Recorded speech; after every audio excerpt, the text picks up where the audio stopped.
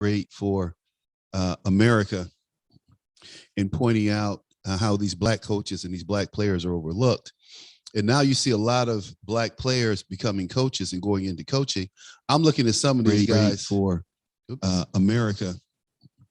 And I'm looking at some of these guys who they hired as coaches. These guys have never played sports. They've never been an athlete, and they hire them as coaches. And I'm going, when they're guys who have been players and have been coaches, assistant coaches, and are qualified. And these guys, it's kind of like, reminds me of when the Bulls fired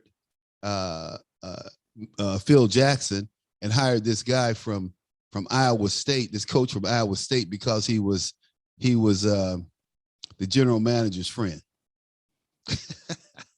Well, as a New Yorker, I am in mourning this month because it is October and the Yankees have been knocked out of the playoffs already.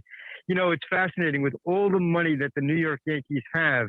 They're continuously, over the past couple of years, been beaten out by a team with one of the lowest payrolls in baseball, the Rays. And that certainly is not sitting well with Yankee fans.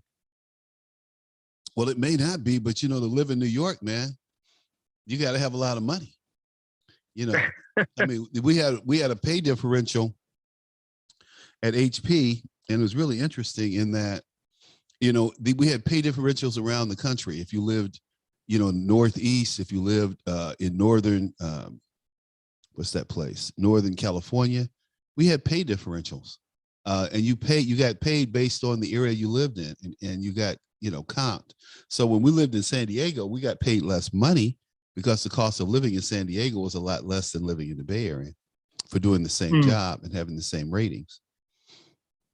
But, one thing that has interested me and I've been following is this Dorian Albert story out of UFC. And I think it's very interesting in that, I've said time and time again that this whole diversity thing includes anybody but white males. And the reality is it doesn't include black males. It doesn't include, so white and black males who built this country are basically left out of pursuing the American dream. It includes any woman from any ethnicity. It includes any foreigner. The two groups who fought the wars, who built the economies in whatever their roles were, have been totally pushed aside and cast aside. And they think somehow this country is going to be great because it has transgenders in the military and gays in the military. And these people are going to do their job when it comes time to. No, they're going to do what they typically do, which is run.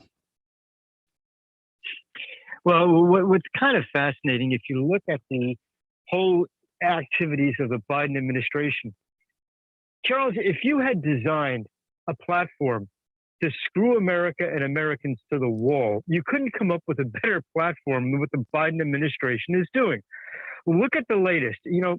Biden is now saying that he is simply not going to spend the money. He's going to transfer the money that was designed for the border wall to, quote, other purposes, unquote.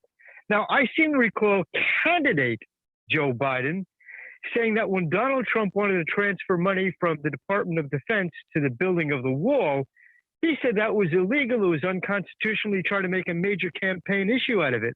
Now, of course, he's doing the same thing. The difference is that before the media supported everything that Joe Biden said. Now that Biden has taken the exact